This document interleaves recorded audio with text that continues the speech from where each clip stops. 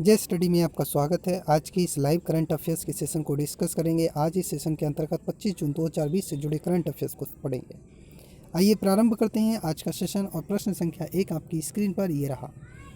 हाल ही में उस बैंक का नाम बताइए जिसने माइक्रो उद्यमियों को वित्तीय सहायता प्रदान करने के लिए केबीएल माइक्रो मित्र नामक एक नया उत्पाद लॉन्च किया है। ऑप्शन ए है आपका Bharatiya State Bank, option B Punjab National Bank, option C Bank of India, option D Karnataka Bank और ऑप्शन ई है आईसीआईसीआई बैंक। देखिएगा प्रश्न आपके सामने है, ऑप्शन आपके सामने है। आप सही आंसर कमेंट बॉक्स में भी छोड़ सकते हैं। समझिएगा सही आंसर है ऑप्शन नंबर डी यानी कि Karnataka Bank. The Karnataka Bank has rolled out a new product title KBL micro Mitra to provide financial assistance to the micro entrepreneurs. अब चीज़ें कुछ स्टैटिक फैक्ट की बात करें तो कर्नाटक बैंक के एमडी और सीईओ महाबलेश्वर एमएस जी हैं। चलते हैं अगले प्रश्न की ओर। हाल ही में सरकार द्वारा मेक इन इंडिया तथा आत्मनिर्भर भारत अभियान जो है उसको बढ़ावा देने के प्रमुख उद्देश्य से जीईएम यानी कि गवर्नमेंट ई मार्केट प्लेस पर विक्रेताओं के लिए उत्पत्ति के देश के बारे में जानकारी देना अनिवार्य कर दिया गया है। जीईएम का पूरा नाम क्या है, ये प्रश्न में पूछा गया है। और देखिएगा सही आंसर है ऑप्शन नंबर ए यानी कि government e market place. Information about country of origin has been mandated for the sellers by the government e-marketplace while registering new products on GEM to promote the Make in India at आत्मनिर्भर भारत अभियान। सुना है ना, आत्मनिर्भर भारत अभियान। चलिएगा static में बात करें तो इसके साथ एक पंक्ति मैंने आपको जोड़ी है, सुनिएगा। इसके अलावा जीईएम द्वारा पोर्टल को मेक इन इंडिया फिल्टर के सक्षम बना दिया गया है। आइए अगले प्रश्न की ओर। हाल ही में केंद्रीय मानव संसाधन विकास मंत्री रमेश पोखरियाल निशंक द्वारा युक्ति 2.0 प्लेटफॉर्म का वर्चुअली शुभारंभ किया गया है। युक्ति का फुल फॉर्म क्या है, ये चीज़ आपसे पूछी जा रही है। सही आंसर है option number E young India combating COVID with knowledge technology and innovation. Yukti 2.0 platform has been virtually launched by the union minister of human resource development Ramesh Pokhriyal Nishank. चलते हैं अगले प्रश्न की ओर। हाल ही में केंद्रीय खाद्य प्रसंस्करण उद्योग मंत्री हरसिमरत कौर बादल द्वारा एक्सक्लूसिव इन्वेस्टमेंट फोरम के खाद्य प्रसंस्करण संस्करण को लॉन्च किया गया है। इस मंच को किसके द्वारा डिजाइन किया गया है? सही आंसर है ऑप्शन नंबर बी यानी कि invest India. The food processing edition of the exclusive investment forum designed by the invest India has been launched by the union food processing industries minister Harsimrat Kaur Badal. Static में कुछ पंक्तियां हैं, समझिएगा। इस form में केंद्र सरकार और 6 राज्य सरकार यानी आंध्र प्रदेश, असम, मध्य प्रदेश, पंजाब, तेलंगाना और उत्तर प्रदेश के 6 वरिष्ठ नीति निर्माताओं ने भाग लिया है। आइए अगले प्रश्न की ओर। हाल ही में मूडीज इन्वेस्टर सर्विस ने ग्लोबल मैक्रो आउटलुक 2020-21 का जून के लिए अपना नया अपडेट किया है, जिसमें उसने वित्त वर्ष 2020 में भारतीय अर्थव्यवस्था में डैश की गिरावट आने का अनुमान लगाया है। सही आंसर है ऑप्शन नंबर सी यानी कि 3.1%। The rating agency Moody's has projected the Indian economy to shrink 3.1% in fiscal year 2020 in its June update to global macro outlook 2020 to 21। Very good language आपके लिए होगी। और देखिएगा किसी भी प्रश्न में कोई भी समस्या होती है तो आप कमेंट बॉक्स में तुरंत अपनी समस्या जरूर रखें। अपने प्रश्न को कमेंट बॉक्स में छोड़ सकते हैं। और दूसरी चीज़, इस वीडियो को शेयर करना ना भूलें। हाल ही में उस व्यक्ति का नाम बताइए जिसे Indian financial technologies and allied services का नया अध्यक्ष नियुक्त किया गया है। सही आंसर है ऑप्शन नंबर ए यानी कि T Ravishankar ji. T Ravishankar has been appointed as the chairman of the Indian financial technology and allied services. IFTAS का मुख्यालय मुंबई महाराष्ट्र में स्थित है। आइए अगले प्रश्न पर चलते हैं। हाल ही में भारत ने फिलिस्तीनी शरणार्थियों के कल्याण के लिए काम करने वाली संयुक्त राष्ट्र राहत और निर्माण एजेंसी को डैश की सहायता राशि देने की प्रतिबद्धता जताई है।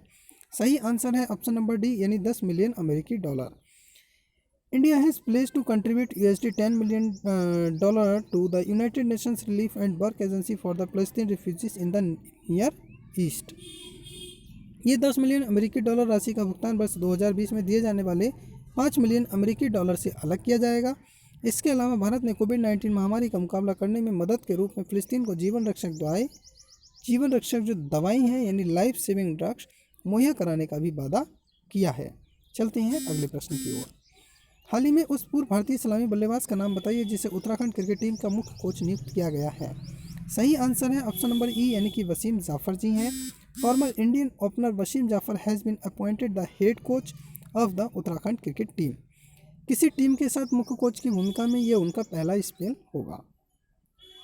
हाल ही में पूर्व सांसद और वरिष्ठ पत्रकार का नाम बताइए जिनका निधन हो गया, जिन्होंने अप्रैल 1984 से 1990 के बीच दिल्ली से राज्यसभा में संसद सदस्य के रूप में कार्य किया है। सही आंसर है ऑप्शन नंबर बी यानी कि विश्व बंधु गुप्ता जी हैं। Former member of parliament and बैटन जर्नलिस्ट विश्व बंधु गुप्ता पास्ट अभी रिसेंटली यानी गुजर चुके हैं। He served as a member of parliament from Delhi between April 1984 to 1990 in the Rajya Sabha. इसके अलावा विश्व बंधु गुप्ता ने तेज बंधु समूह के प्रकाशन के अध्यक्ष और प्रधान संपादक के रूप में कार्य किया और अखिल भारतीय समाचार पत्र संपादक सम्मेलन के भी अध्यक्ष रहे थे। हाल ही में उस व्यक्ति का नाम बताइए जिसे Indian financial technologies and allied services के मुख्य कार्यकारी अधिकारी के रूप में नियुक्त किया गया है। सही आंसर है ऑप्शन नंबर ए यानी कि N Rajendran. N Rajendran has been appointed as the chief executive officer of the Indian financial technology and allied services. IFTAS का मुख्यालय मुंबई महाराष्ट्र में स्थित है। ये स्टैटिक पार्ट बहुत महत्वपूर्ण रहते हैं इसलिए इन्हें याद रखिएगा।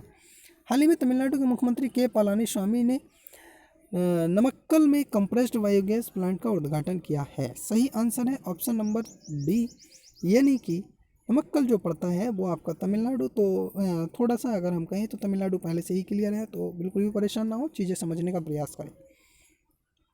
चीफ मिनिस्टर ई के Palaniswami inaugurated a compressed biogas plant at Namakkal, Tamil Nadu. अब बात करते हैं तमिलनाडु के राज्यपाल, तो बनवारी लाल पुरोहित जी तमिलनाडु के राज्यपाल हैं। हाल ही में कौन सी राज्य सरकार गरीबों और ज़रूरतमंदों को रियायती दरों पर दिन में 2 बार पौष्टिक भोजन प्रदान करने के लिए इंदिरा रसोई योजना नामक योजना शुरू करेगी? सही आंसर है ऑप्शन नंबर बी यानी कि राजस्थान राज्य सरकार ने इंदिरा रसोई योजना नामक योजना शुरू करने का पहल एक योजना बनाई है। Rajasthan government will launch a kitchen scheme named as Indira Rasoi Yojana to provide nutritious food to the poor and needy twice a day on concessional rates. Rajasthan के मुख्यमंत्री अशोक गहलोत जी हैं और राज्यपाल कलराज मिश्र जी हैं। हाल ही में पूर्व भारतीय शूटर और कोच का नाम बताइए जिनका निधन हो गया, जिन्होंने ISSF विश्व कप, एशियाई चैंपियनशिप, राष्ट्रमंडल चैंपियनशिप जैसी कई प्रतिस्पर्धा में भारत का प्रतिनिधित्व किया। सही आंसर है ऑप्शन नंबर बी यानी कि Purnima Jain ji. Former Indian shooter and coach Purnima Jain passed away. She represented India at multiple ISSF World Cups, Asian Championship, Commonwealth Championship. इसके अलावा पूर्णिमा जैन के नाम 10 मीटर एयर राइफल स्पर्धा में राष्ट्रीय रिकॉर्ड भी है। हाल ही में उस चिप का नाम बताएं जिसे IIT बॉम्बे द्वारा विकसित किया गया है और जिसका इस्तेमाल मोबाइल फ़ोन और रूट गैजेट में देश में लोकेशन की जानकारी और मार्ग को खोजने के लिए किया जा सकता है। सही आंसर है ऑप्शन नंबर ए यानी कि Dhruva. IIT Bombay has developed a home ground receiver chip Dhruva that can be used in smartphones and navigation devices to find locations and routes within the country। IIT Bombay का मुख्यालय अगर पूछा जाता है तो मुंबई महाराष्ट्र में है और IIT बॉम्बे के निदेशक शुभाशीष चौधरी जी हैं। हाल ही में कर्नाटक के पूर्व बास्केटबॉल स्टार खिलाड़ी का नाम बताइए जिनका निधन हो गया, जो प्रसिद्ध वीगल्स बास्केटबॉल क्लब के संस्थापक सदस्यों में से एक थे। सही आंसर है ऑप्शन नंबर ई यानी कि K Raghunath ji. Former Karnataka basketball star player K Raghunath passed away. He was one of the founding members of the Beagles basketball club. वह लोकप्रिय वीगल्स बास्केटबॉल क्लब के संस्थापक सदस्यों में से एक थे। रघुनाथ साल 1958 में बास्केटबॉल से जुड़े थे। ये था आज यानी कि 25 जून 2020 से जुड़े करंट अफेयर्स का सेशन पसंद आया है लाइक करें, कमेंट बॉक्स में अपने प्रश्नों को जरूर रखें और शेयर करना ना भूलें। अगले सेशन में एक बार फिर से जुड़ेंगे। Thank you for watching this session.